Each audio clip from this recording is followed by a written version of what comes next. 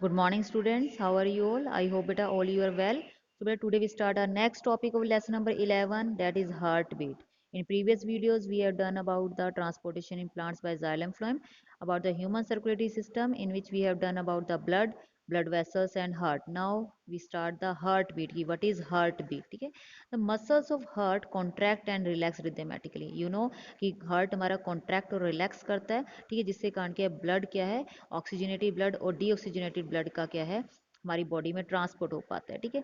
Single contraction followed by it's relaxation, एक बार जब चीज़ contract होगी, ठीक है, एक बार क्या हो रही है, कॉन्ट्रैक्शन हो रही है, ठीक है, और एक बार क्या हो रही है, रिलैक्सेशन हो रही है, वो एक क्या बनाती है, हमारी heart beat, that is called a single heart beat की one contraction and one relaxation मिलके क्या बना रही है, हमारी one heart beat. Remember that heart beats continue every moment of our life, जब तक हमारी लाइफ है तब तक हमारी हार्ट बीट क्या चल रही है, क्योंकि हमारा हार्ट क्या करता है, पंप कर रहा है थ्रू आउट लाइफ। अगर हार्ट हमारा क्या है, पंप कर रहा है, तभी हमारी लाइफ पॉसिबल। अगर हार्ट हमारा पंप करने से स्टॉप हो जाएगा तो वी आर डेड। तो जब हार्ट पंप कर रहा है तो हार्ट बीट भी हमेशा बनेगी। सो कहते हैं if you place your hand on left side of your chest you can feel your heart beat. Okay, if you put your right hand on your left side of chest, अगर आप सभी अब जब ये सुन रहे हैं वीडियो तो आप इस दौरान भी अपना राइट हैंड को अपने लेफ्ट साइड पे रखिएगा चेस्ट के, तो आपको जो हार्ट बीट है वो फील होगी बेटा। Doctor feels your heart beat with the help of an instrument known as stethoscope. आपने देखा होगा कि जब आपको कोई प्रॉब्लम होती है तो आप जब डॉक्टर के पास डॉक्टर स्टेथोस्कोप का यूज़ करके आपकी चेस्ट कैविटी पे टच करता है, वो आपकी हार्ट बीट को इससे क्या है, सुनता है, ठीक है। It amplifies the sound of heart mean what that mean amplifies मतलब उसकी साउंड को काफ़ी ज़्यादा उसका एम्पलीट्यूड बढ़ा देगा, तो वो आपको ज़्यादा इजिली सुनाई देगी, ठीक है। For a normal adult person average heart beat हमारी कितनी है, 72 टाइम्स पर मिनट, कि एक मिनट में हार्ट बीट कितनी बार होनी चाहिए, 72 टाइम्स होनी चाहिए। ओके, ठीक है। तो नॉर्मल अगर कहा जाए कि वैल्यू क्या है, 70 से लेके 100 के बीच में क्या है, जो हार्ट बीट होती है 1 मिनट में, उसे नॉर्मल माना जाता है, ठीक है। लिसनिंग थ्रू स्टेथोस्कोप और by place just placing your ears on the left side of someone chest you can count the number of times of heart beats in a minute, ठीक है।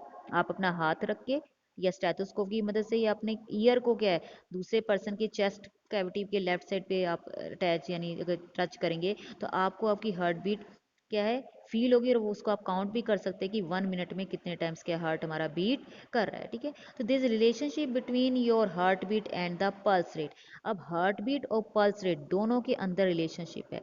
अब ये पल्स रेट क्या होता है बेटा, आप जब डॉक्टर के पास जाते हो डॉक्टर क्या करते हैं, आपके रिस्ट के ऊपर फिंगर्स रख के चेक करते हैं ना, आपका हाथ पकड़ता है, ये आपका ये हैंड है, ठीक है, this one your hand. So you यहाँ पर क्या इस तरह से अपना हाथ रख के यहाँ पर क्या करते हैं, आपकी पल्स रेट चेक करते हैं, वो वहाँ पे चेक करता है स्टेथोस्कोप के थ्रू, तो चेस्ट कैविटी से हार्ट बीट काउंट करेगा, वो पल्स रेट को भी क्या करता है, काउंट करता है, ठीक है, कि बोथ इक्वल है, कि हार्ट 1 मिनट में जितने टाइम बीट किया है पल्स रेट भी हमेशा 1 मिनट में उतने टाइम ही क्या है हमें फील होगी। तो each time heart beats it contract to push the blood in arteries then it's relaxes और एक्सपेंड। व्हाट दैट मीन, जितनी बार भी हार्ट हमारा बीट कर रहा है यानी कॉन्ट्रैक्ट कर रहा है, रिलैक्स कर रहा है, तो उस तरह वो क्या कर रहा है, ब्लड को पुश कर रहा है ताकि वो हमारी आर्टरीज में जाए, और आर्टरीज के थ्रू क्या है, वो ब्लड हमारे डिफरेंट डिफरेंट बॉडी ऑर्गन्स तक पहुंच जाए, ठीक है। तो ये जो आर्टरीज के अंदर जब ब्लड फ्लो कर रहा है बेटा, तो वो भी क्या है, वो हमें फील होता है एज ए पल्स रेट की फॉर्म में, ठीक है।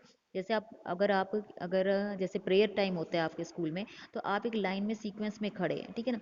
अगर कोई एक बच्चे को अगर हम पीछे से कोई पुश करता है, ठीक है, तो वो आगे वाले बच्चे से टकराता है, फिर वो उससे नेक्स्ट बच्चे से टकराएगा, ये फर्स्ट पोजीशन पर एक स्टूडेंट है, ये सेकंड पोजीशन पे, थर्ड पे, फोर्थ पे, फोर्थ वाले को अगर किसी ने पुश किया तो वो आगे वाले को पुश करेगा, टकरा के वो पुश हो जाएगा, ये वाला टकरा के सेकंड वाले को पुश कर देगा, सेकंड वाला फर्स्ट वाले को पुश करेगा।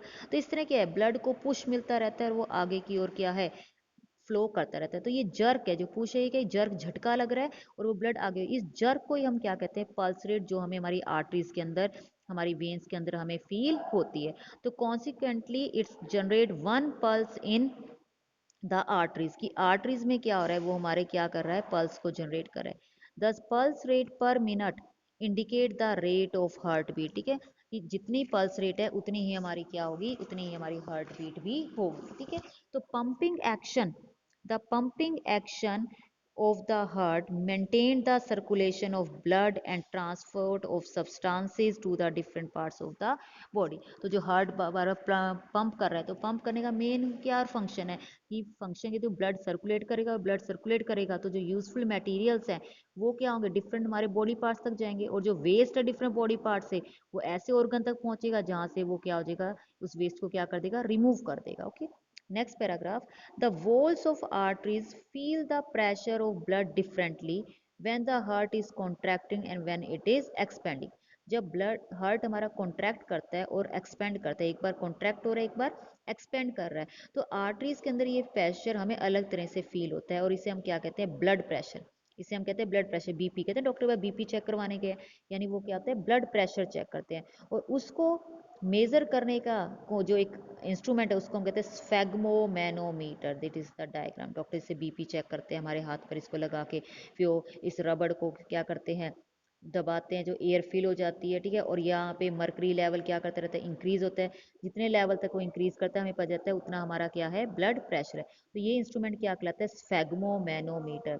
स्फेग्मोमैनोमीटर, इसको आप तोड़ तोड़ के याद करेंगे वर्ड को, ठीक है, स्फेग्मोमैनोमीटर। तो all the heart muscles do not contract at the same time, ठीक है, हमारे हार्ट के मसल्स सारे एक ही दम कॉन्ट्रैक्ट नहीं करते, टर्न बाय टर्न क्या है वो कॉन्ट्रैक्ट करते हैं।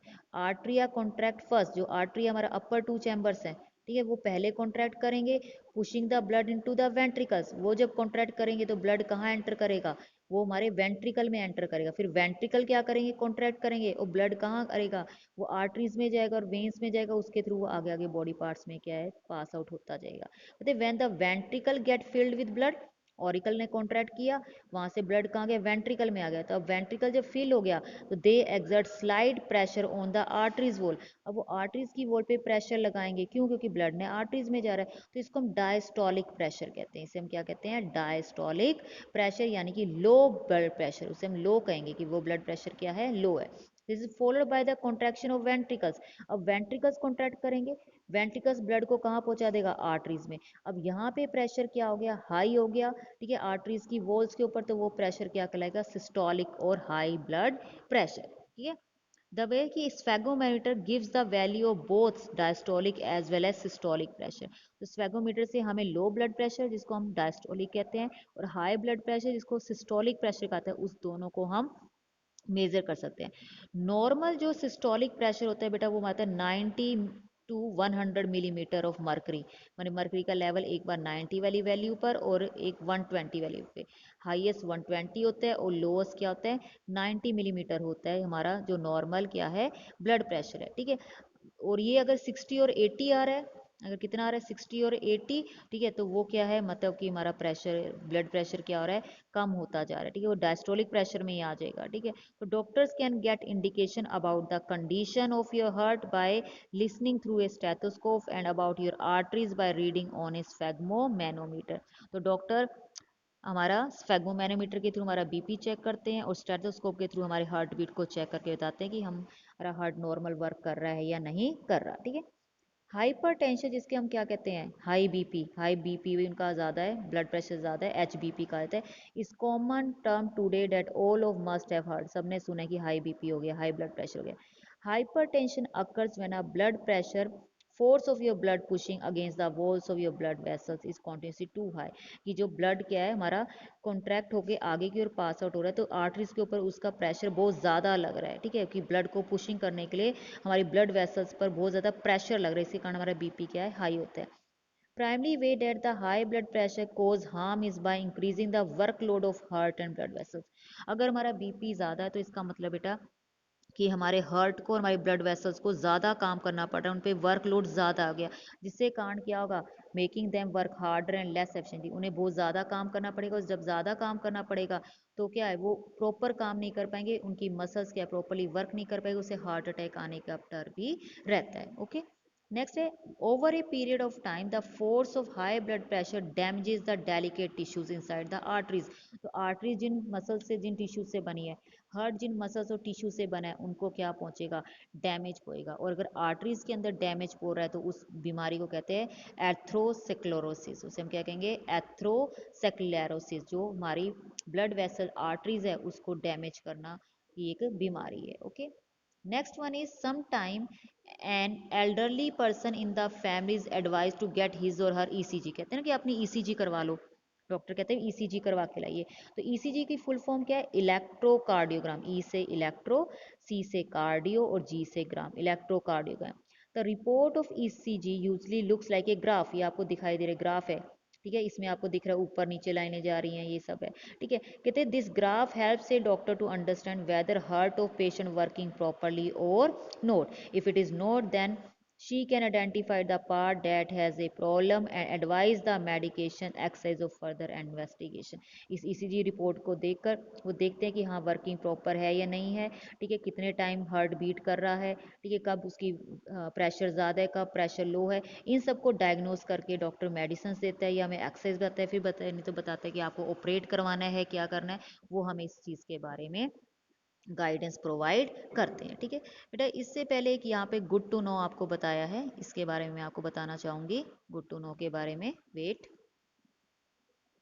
हाँ जी, देखिए गुड टू नो के बारे में क्या कहा इन्होंने।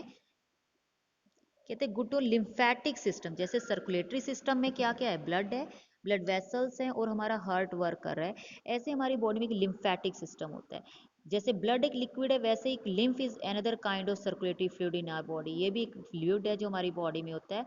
इन फ्लो इन लिम्फेटिक कैपिलरीज, जैसे ब्लड वेसल्स है, कैपिलरीज आर्टरीज वेन्स, ऐसे लिम्फ भी स्पेशल पाइप सिस्टम के अंदर सर्कुलेट करता है, वो क्या कहलाती है? Lymphatic capillaries that join to form large lymph vessel, जो छोटी छोटी मिलकर एक बड़ी सी कैसे लिम्फ की वेसल बना देंगी, ठीक है, बड़ी सी बनाएंगे, ठीक है। Here are some bits of information, इस लिम्फ के बारे में बता रहे हैं।